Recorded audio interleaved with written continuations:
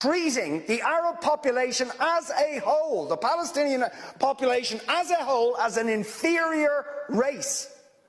I mean, it doesn't get stronger than this. And yet you want to be careful about your language.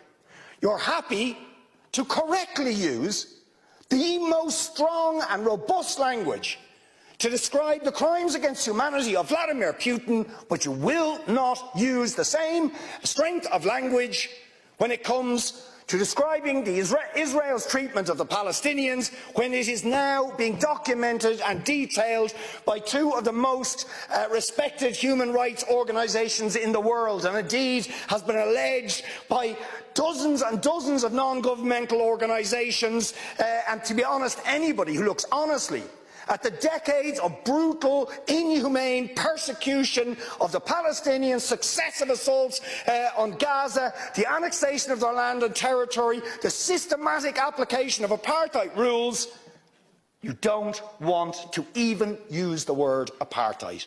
Never mind sanctions.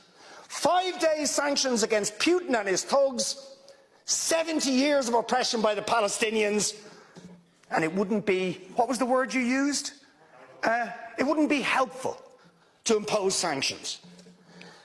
Amnesty International are calling for Israel to be referred to the International Criminal Court for crimes against humanity. Will you support it?